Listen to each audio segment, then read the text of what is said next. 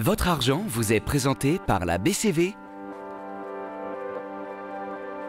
et Helvetia, votre assureur suisse.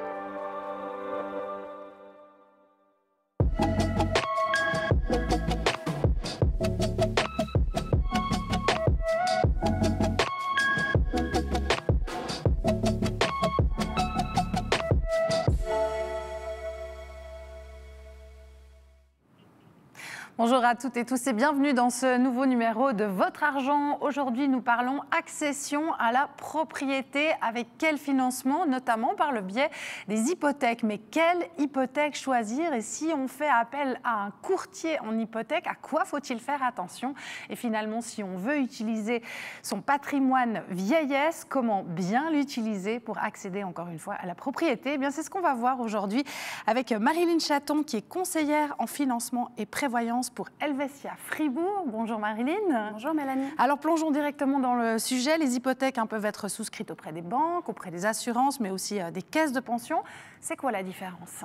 Alors il existe deux grandes différences fondamentales, qui est le risque et le refinancement. Il faut savoir que les banques vont se refinancer en grande partie sur le marché monétaire, qui va engendrer des coûts supplémentaires pour les taux d'intérêt. En revanche, elles seront plus enclines à prendre des risques pour leurs clients. Par exemple, elles vont financer des crédits de construction que les assurances et les caisses de pension ne vont pas forcément faire. Au niveau des assurances et des caisses de pension, elles vont utiliser l'hypothèque comme un outil d'investissement dans l'objectif d'obtenir les dossiers à faible risque et financer et proposer des taux hypothécaires plus avantageux. Alors c'est évident que quand on cherche une hypothèque, on aimerait avoir la meilleure solution possible. Comment est-ce qu'on fait pour trouver la meilleure offre et comparer les hypothèques sans devoir soi-même passer du temps à comparer tout ça l'un après l'autre? Ça prend beaucoup de temps en effet. En effet.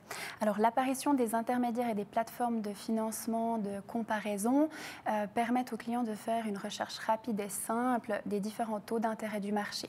Et puis là, ils pourront voir les taux de divers fournisseurs, sans oublier qu'il faudrait quand même voir un conseil global.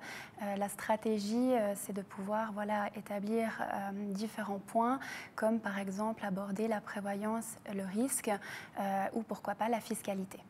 On peut utiliser un courtier en hypothèque, on le disait en introduction, mais en termes de prestations et de frais, qu'est-ce que ça implique?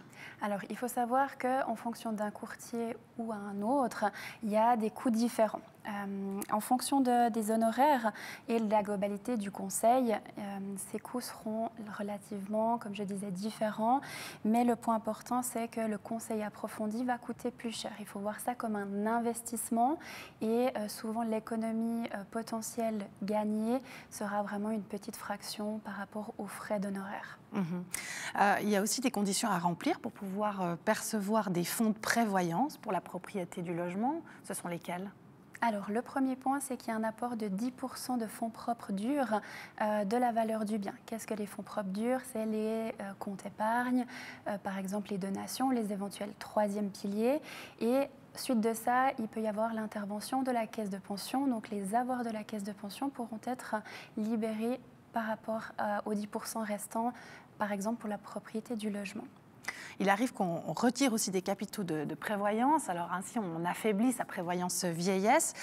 Quelles sont les conséquences exactes dans ce cas-là? La principale modification, ce serait une réduction des rentes de vieillesse.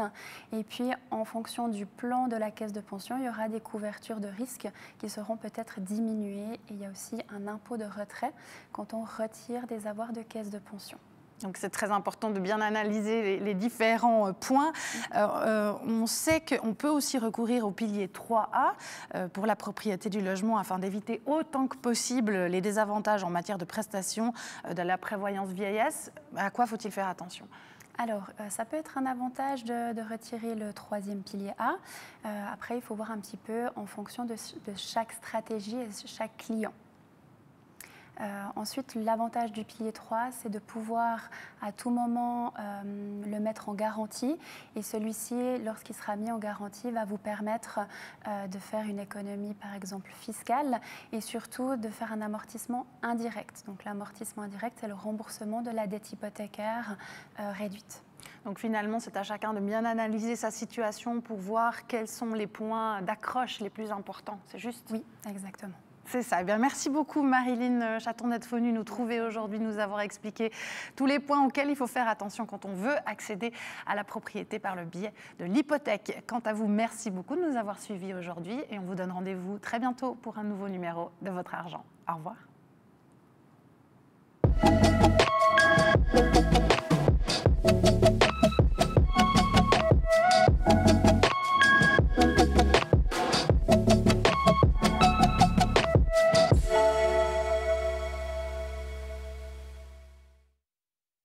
Votre Argent vous est présenté par la BCV et Helvetia, votre assureur suisse.